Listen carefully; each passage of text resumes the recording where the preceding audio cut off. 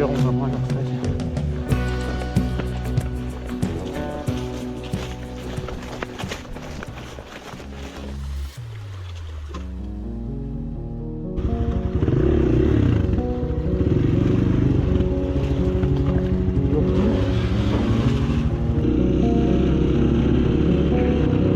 Пацаны, не подскажете, как на речку выехать? Здесь выйдем? Этот парень был из тех, кто просто любит жить. Это вот здесь, что ли, ехать? Любит праздники и громкий смех, пыль дорог и ветросвист. Он был везде и всегда своим влюблял в себя целый свет. И гнал свой байк, а не лимузин. Таких друзей больше нет. И в гостиной при свечах он танцевал как бог, но зато менялся на глазах. Только вспомнит шум дорог. Все, что имел, лучше тратил и за порог, сделав шаг. Мой друг давал команду братьям, вверх поднимая кулак.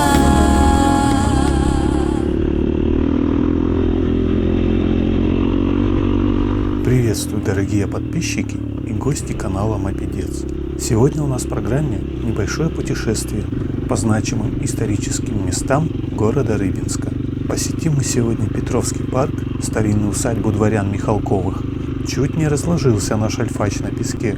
То еще удовольствие ездить на мопедике по песку на универсальной резине. Все время таскает и заносит мопедик. Прямые потомки которых поэт Сергей Михалков и его сыновья кинорежиссеры Никита Михалков и Андрей Михалков-Кончаловский. Побываем мы на пляже, где полгорода обычно проводят жаркие деньки, принимая водные процедуры и загорая. А также побываем мы на побережье реки Шексна, где когда-то существовало древнее поселение Усть-Шексна. Едем сегодня мы вдвоем с братом на 110-кубовом мопеде Альфа и на 300-кубовом эндурике Sport 003 Pro. За бортом у нас приблизительно плюс 30 градусов по Цельсию. Очень тепло, даже жарко. Сегодня 28 июня, лето летнее. Не самое, конечно, лучшее время для покатушек в полном экипе, но выбирать особо не приходится. Все лето будет жара жаркая. Дорога сегодня у нас будет достаточно разнообразная. Это трассы с асфальтом, поля, грунтовки, бездорожье, преодоление рек вброд и песчаное побережье разных рек. Сегодня мы побываем на побережьях трех рек. Скорости на выключенной спускаемся. Вот мы уже находимся у небольшой реки с названием Инопаш. Нам предстоит здесь совершить достаточно крутой спуск по глинистой скользкой дороге. Выключив зажигание и поставив мотоцикл на первую передачу, не спеша мы спускаемся.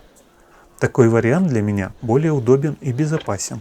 Пользуясь задним тормозом, колесо, как правило, будет сносить в сторону и можно навернуться. А падать очень неприятно и больно бывает. Это уже проверено не единожды. Ну его нафиг. Смотри, чтоб не завелся. Выключи зажигание.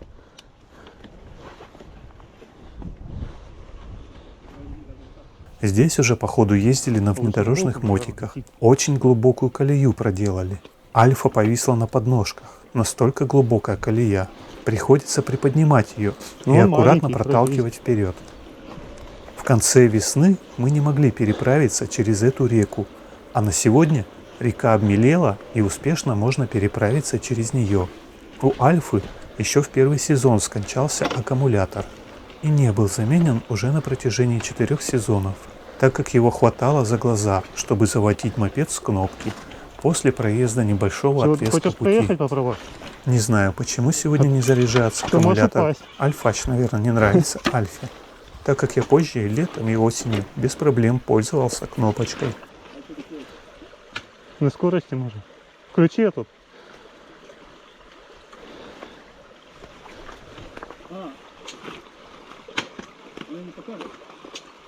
О.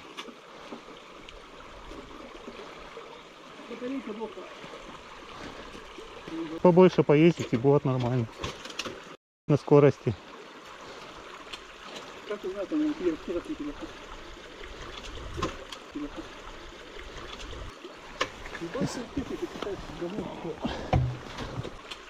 Как узнать, он телефон. Давай, подожди чуть-чуть назад. Выжми. А. Просто Отсосып. какой дебил сделал так, что непонятно без этого, без датчика, какая скорость. Альфач ругает конструкторов, которые придумали круговую коробку передач. Без аккумулятора не работает датчик, и непонятно, в каком положении нейтраль.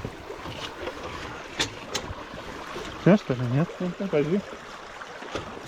Да, нормально.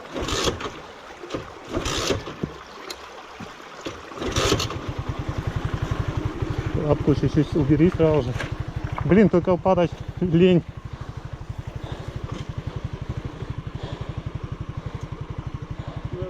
Думаю, эту реку можно переехать с небольшого разгона на мотиках. Но мы не захотели ноги мочить и просто перевезли мотики, прыгая по сухим камням.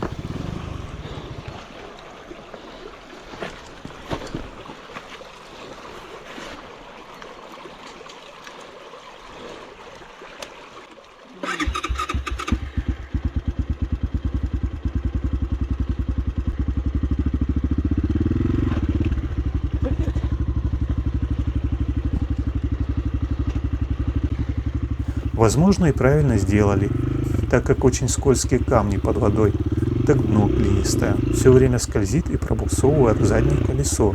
Можно так легко навернуться. Блять, скользит по камням.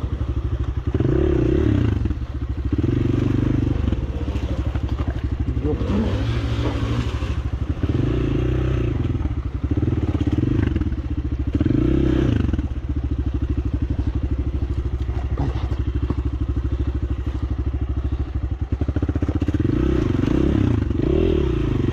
Все равно не получилось сухими перебраться вброд.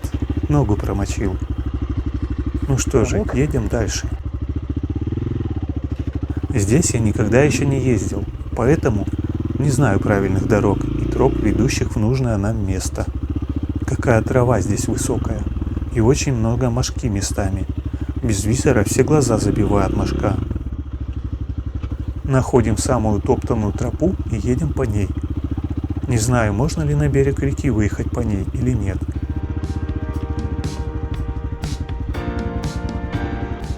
Едь. Я смотрю просто камера.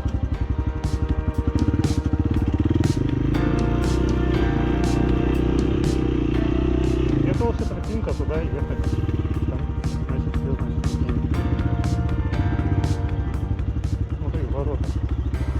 Вот тут через сады на берег не выехать. По нормальной дороге. Да. А вот и заветная калиточка, ведущая в садоводческое общество.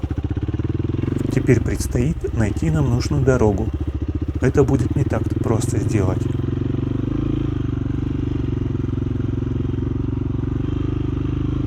Сворачиваем на первую попавшуюся дорожку и едем по направлению к реке.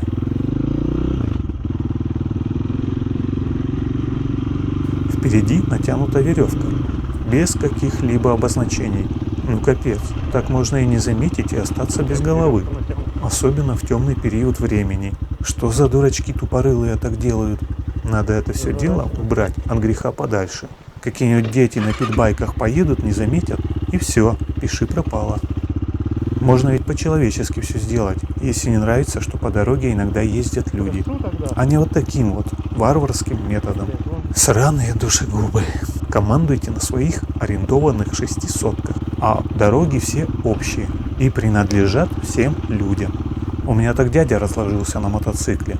Также кто-то натянул веревку через дорогу. В итоге трепанацию черепа делали. И еще повезло, что жив остался.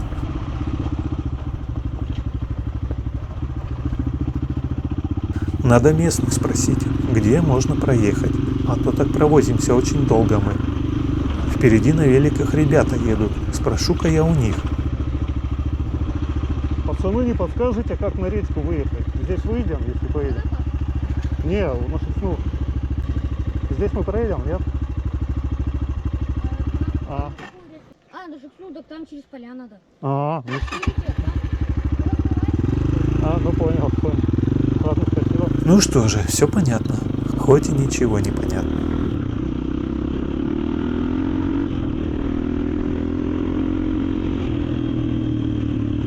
Эта грунтовка вывела нас на трассу, но нам не очень хочется по трассе ехать. Надо поискать пьяные дорожки. Здесь уже начинаются владения мотобата. Так нам куда? А, ну давай на Шексну сначала. Не совсем здесь, Там пляж где? немного подальше они Туда тусят, пляж. а нам как раз туда придется ехать. Разворачиваемся и едем обратно, искать заветную тропу.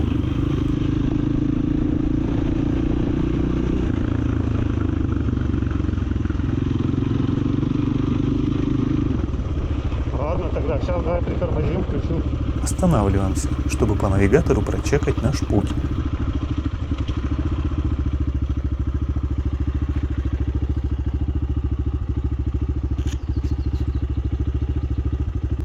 А, так навигатор не работает, мы же под этим. Не будет работать. Но ничего не получилось. Мы находимся под рэбом, А где тут Шексна-то? и навигация здесь не фурычит. Снова нам встретились эти же ребята. сюда надо ехать и потом через забор. И там? Насквозь, да, проезжать сюда? Да, 3 поля поедете, там поворот будет и так прямо. А, ну все. То есть мы все сады сейчас проезжаем, на речку спускаемся и туда едем, да? Так, нет? Нет, не А, надо нет. будет просто. Сейчас въезжайте за ворота прямо, Ага. на третьем поле, на втором повороте заворачиваете. Там еще одно поле будет и там прямо. Ну поищем, что делать, нечего, все равно катаем. Это вот вообще для вас, покатушка. Так у меня дельта рейсер. Вот. Кататься. На 110 кубиков сегодня хватит будет переделывать. Делать нечего, покатались. Погода не Что на знаете сколько кубов? Здесь 300. Ну, на самом деле поменьше, может 270. А на альфе еще сколько? 110. Что тут нельзя? 110. На скорости стоял мопед. Забавно получилось. Объяснили получше в этот раз, как и где можно проехать. Немного побеседовав с ребятами, едем дальше. В нашем городе, кстати, очень много хороших и отзывчивых людей. И подрастающее поколение тоже замечательно в основном. Не все потеряно еще в нашем бездушно циничном и продажном мире. Покуда есть такие широкой души и необъятной глубины люди.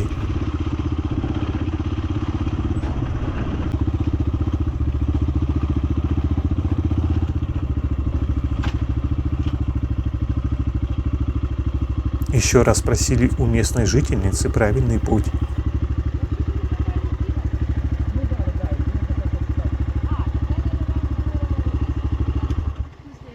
Здесь дальше не проехать, там будут другие ворота. Ага. И там уже по берегу как-то, я не знаю, конечно, сейчас травы много. Ну вот, да, да. А так-то на машинах туда не ездят, да, здесь? Нет. Там же пляж должен быть, на картах отмечен. На Инопуш. Нет, на На Шексне. Шексне. А, ну да, да, да. Тогда знаете что? Значит, это вторая дорожка, третья, и вот четвертая будет дорожка. Вот Ага. так вот выезжаете, и там будут еще одни ворота. Ну не ворота, а калитка. И Мгм. вот там уже по полю вдоль и как-то вот можно А, туда ну проехать. все, там посмотрим. Все, спасибо То есть большое. здесь нету выхода на интернет. И она уже все четко и точно подсказала нам. Спасибо. Ты где тут разве?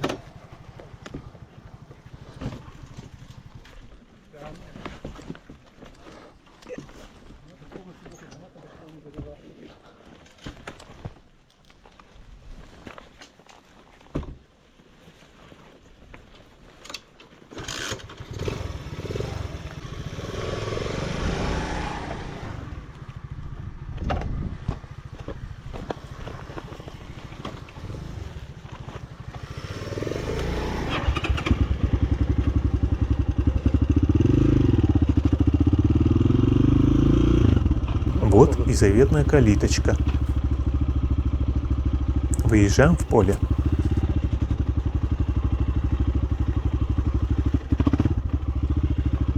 Здесь тоже высокая трава и много надоедливой мошки.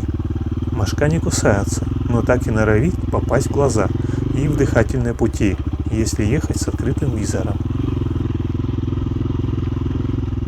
Не очень приятно на Альфе ехать по таким дорогам, трясет изрядно.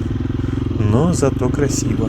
Лето, природа, чистый воздух и новые места, много любопытной пищи для глаз и мозга.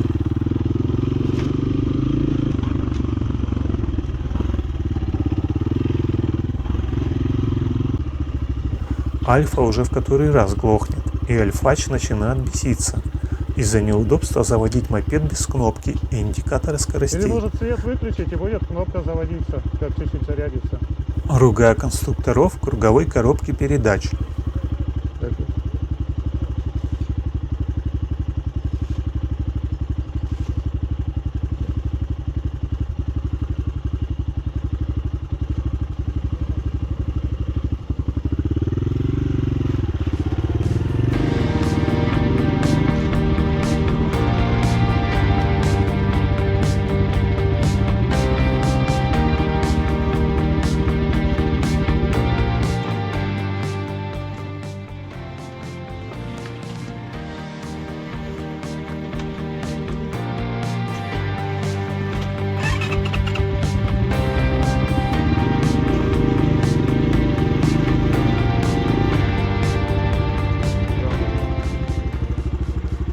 Ну,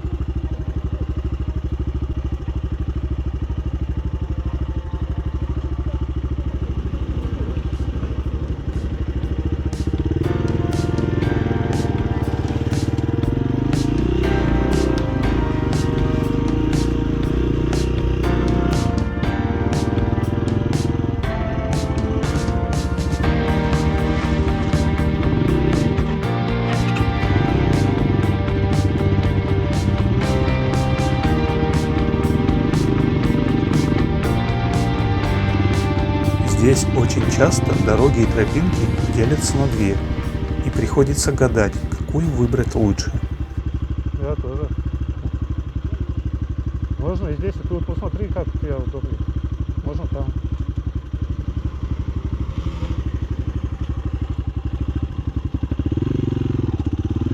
Вот мы и подъехали к реке Шексна. Берега здесь достаточно высокие и обрывистые. Когда-то в детстве мы ездили сюда ловить ряпушку на подъемке, на противоположный берег. Раньше разрешено было ловить рыбу таким образом, с размерами подъемки метр на метр. Не знаю, как сейчас, давно уже не был на рыбалке. Видать, в детстве и в юности на 100 лет вперед нарыбачился. С реки не оттащить было. Даже школу порой прогуливал, чтобы на рыбалку сходить. Рыбалка – это реально, как болезнь бывает, и с головой накрывает.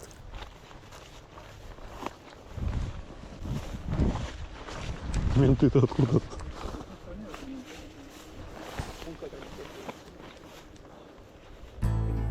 Немного впереди река Шексна впадает в реку Волга. Здесь раньше располагалось поселение Усть-Шексна. Как уже известно, городу Рыбинску почти 1000 лет. Его предшественница Усть-Шексна – древнее место. Ученые Российской академии наук уверены, ей 950 лет. Она является предшественницей Рыбинска. Исторические и археологические источники доказывают, современный Рыбинск – прямой преемник Усть-Шексны и Рыбной Слободы, существовавших на территории города. Первое упоминание Усть-Шексны в летописи – 1071 год. И на тот момент это не крошечная деревенька, уверены рыбинские археологи. 950 лет назад поселение Усть-Шексна было не меньше тогдашнего Ярославля. А событие здесь случилось грозное и очень печальное. В устье Шексны повесили волхвов, предводителей восстания крестьян. Волхвы – это колдуны из тех, кто предсказал смерть князю Олегу от коня. Тогда с ними еще жили в мире. Но вот прошло 150 лет, и с распространением христианства они завязали борьбу с официальной религией и со знатью, княжескими людьми. В XI веке Русь охвачена восстаниями. Простолюдины против христианства и знати. Народ бунтует в Киеве, в Новгороде, на Суздальской земле. Древнейшая известная нам летопись «Повесть временных лет» рассказывает, в 1071 году на Ростовской земле случились недород и голод. В голодающий край явились два волхва из Ярославля. Они заявили, что знают, кто держит в своих руках запасы пищи, обилья, и повели народ вверх по Волге. Смерды в поисках еды и виновные в голоде шли до устья Шексны, а потом поднялись до истоков реки у Белоозера. По дороге восставшие убивали старую чать и лучших жен, конфискуя их имущество и еду. В Белоозере их встретил воевода Ян Вышатич, собиравший дань для киевского князя Святослава Ярославича. 3 сотни восставших были разбиты, а волхвов Ян отдал в руки родственников убитых, и казнены они были именно на устье Шексны.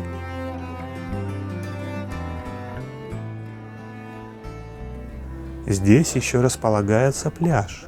Я сам этого раньше не знал. Даже был очень удивлен, когда увидел на Яндекс.Картах это все дело. Здесь нам не спуститься ближе к воде. Поедем дальше. Может, найдется где выход к самой реке.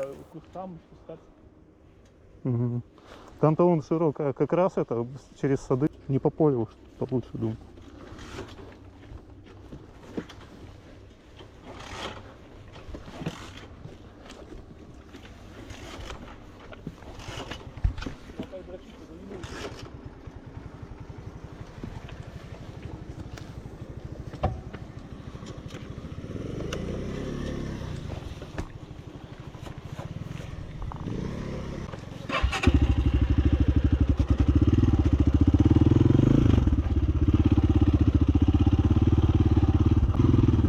Выехали мы на грунтовку, и по ней не знаю точно пока, куда выедем.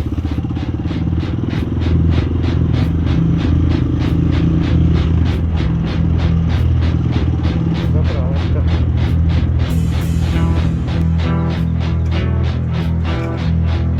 На берег,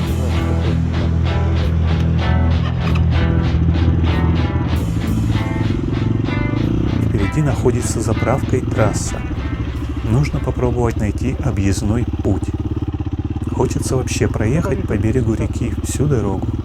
Нужно только найти выход к реке. А без навигатора это не так уж легко сделать, когда неизвестна местность. Может, здесь где получится проехать? там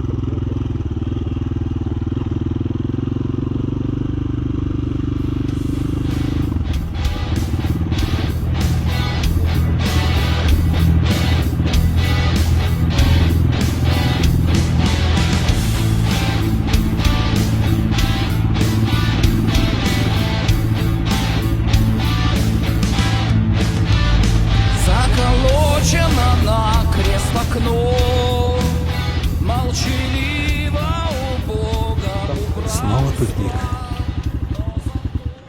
Какая-то тропка ведет дальше, но непонятно. Может, там уже чья-то частная собственность.